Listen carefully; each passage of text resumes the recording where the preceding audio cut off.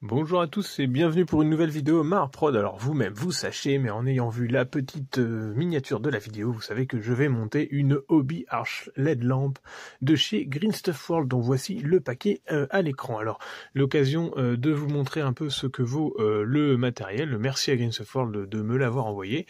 Là pour le coup, c'est pas que c'est une vidéo sponsorisée, mais j'ai vraiment reçu ce produit sans le payer, donc je voulais être clair avec vous et on va voir un peu ce que ça vaut, parce que j'avoue que moi, c'est pas le type de lumière sur lequel j'irai pour mon espace hobby, mais par contre ça reste assez pratique, je pense, pour tout ce qui est petit espace hobby, notamment l'arche, et pour tout ce qui est transportable. Ils m'ont également envoyé ce que vous voyez à l'écran, c'est-à-dire une sorte de stream, un support de stream spécial YouTuber. Donc c'est bien, ils ont vu que j'avais une chaîne YouTube, et normalement ce support vient directement se clipser sur le truc. Alors j'ai pris également un tournevis, mais parce que je sais pas du tout comment l'arche se monte. Alors ils disent 10 minutes en estimation, honnêtement je sais pas. Et puis après donc c'est 78 LED sur une bande, sur un espace de 63 cm de large pour des embases de 5 cm. Donc il faut bien avoir 80 cm sur les côtés pour pouvoir poser votre arche, sinon vous aurez un peu limite. Alors voilà à l'intérieur de la boîte, on est sur du plastique blanc. Il y a également un modèle en plastique noir pour ceux qui veulent accorder les couleurs à leur intérieur. Et donc là c'est du plastique très très dur. Ici on a les deux embases biseauté gravé du logo Green Stuff World, c'est très solide, honnêtement. Là-dessus il n'y a pas de souci. Et puis après il y a toutes ces petites arches qui vont donc se clipser pour former l'arche de 73 cm de large. Alors ça s'emboîte plus que ça ne se clipse, il n'y a pas de petit clip et ça se retire juste en force. Et puis après ça s'emboîte également dans les bases, et après c'est assez classique, on arrive à emboîter le truc. Donc on peut parler de 10 minutes, sachant qu'il faut quand même faire attention à bien placer la bande de LED. Mais au début, sans notice, on se demande un petit peu comment on va faire, notamment avec certains petits éléments dont on ne sait pas trop à quoi ça sert. La bande de LED est dimmable, ça veut dire que elle est sur variateur. Et puis là sur les côtés, là sous les pattes, vous pouvez mettre des petits tampons antidérapants, et bien sûr sur les côtés, une fois que la bande de LED est installée, vous avez ces espèces d'espaceurs, on va dire, ou de camoufleurs, qui vont servir à la fois à rigidifier un petit peu la base de l'arche, et aussi à masquer la lumière si les bandes de LED descendent trop loin sur les côtés, pour éviter de vous éblouir au niveau des yeux. La bande de LED, c'est un bandeau classique de 78 LED posé sur un autocollant 3M. Donc 3M, c'est un peu le leader sur le marché en termes d'autocollants. Normalement, c'est un gage de qualité. Après, à regarder bien pour que ça tombe bien, c'est-à-dire faut le mettre à l'intérieur de l'arche LED de façon à ce que ça tombe de façon égale. Donc moi, je l'ai placé un petit peu à cheval sur une des deux arches. Et puis après, vous retirez le bandeau tranquillement pour qu'elle vienne à cheval sur l'autre. Alors c'est un petit truc, un petit coup à prendre. Bien sûr, une fois qu'elle est fixée, l'arche n'est pas démontable.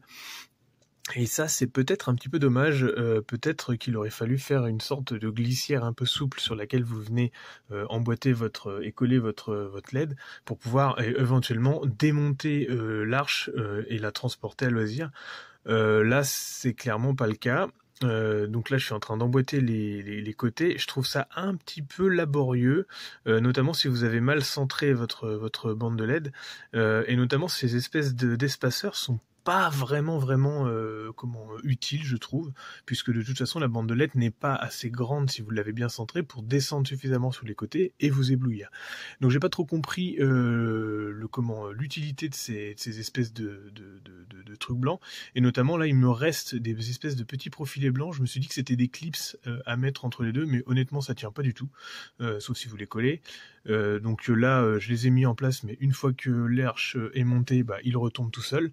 Donc voilà, je les ai laissés de côté, je ne sais pas à quoi il sert, et comme il n'y a pas de notice, on ne peut pas vraiment savoir pourquoi. Ensuite, ça s'emboîte dans la bande, soit vous la branchez en direct pour avoir la lumière crue directement, ou alors vous avez le dimmer. Donc ça c'est plutôt pas mal, parce que ça fait un dimmer en option.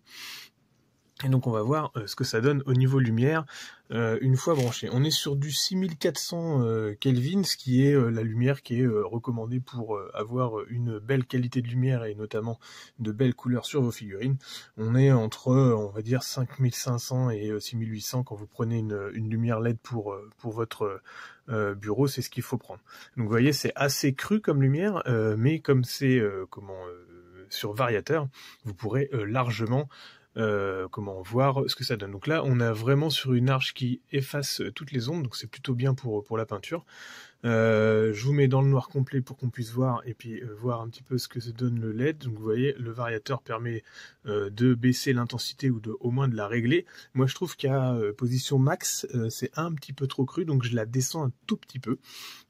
Et personnellement, c'est une arche LED qui me servira quand je serai en déplacement et que je ne serai pas à mon bureau habituel, parce que mon bureau habituel est déjà équipé en lampes qui me conviennent très largement. Alors, du coup, on a également l'espèce de support à stream qui viendra normalement scripté. Alors là, j'étais un petit peu étonné parce que, pour tout vous dire, sur le site de Games of War, c'était vendu comme une sorte... Enfin, l'arche de LED était vendue comme une sorte de rail sur lequel pouvait s'adapter un peu n'importe quoi.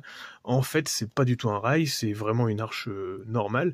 Et le support de stream est une sorte de bricolage à base des supports portables que vous avez tous dans le commerce déjà vu, qui peuvent vous servir, par exemple, à vous le mettre dans la voiture pour vous servir de GPS. Et donc c'est un assemblage d'un support de portable et puis des espèces de supports universels que vous avez sur les caméras GoPro. Et après, c'est une sorte de bête mâchoire avec un gros écrou qui vient se mettre par-dessus l'arche LED. Honnêtement, c'est pas le truc le mieux. Ça tient parce que c'est mis en force et puis c'est vissé dessus, mais c'est clairement pas un rail.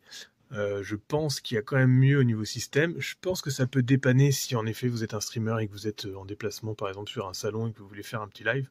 Moi, je suis pas sûr que ça me serve énormément. En tout cas, le produit, sans parler du support de stream, mais de l'arche LED, puisque c'est ce qui nous intéresse, m'a l'air de très bonne qualité. C'est du plastique qui est très très rigide et dur. Une fois emboîté, ça ne bougera pas. Donc, pour ceux qui ne sont pas encore équipés, je pense que c'est un très bon produit, notamment pour ceux qui ont des petits espaces hobby. Donc, allez-y, ça a l'avantage d'exister. Plutôt que de bricoler et de vous embêter à faire de l'impression 3D, là, c'est quelque chose qui existe directement pour 70 €. Donc, pourquoi se priver ? Alors j'espère que cette vidéo vous aura plu, si c'est le cas, n'hésitez pas à me mettre un pouce bleu et à me mettre un commentaire pour me dire si ce genre de produit vous intéresse sur la chaîne ou pour vous.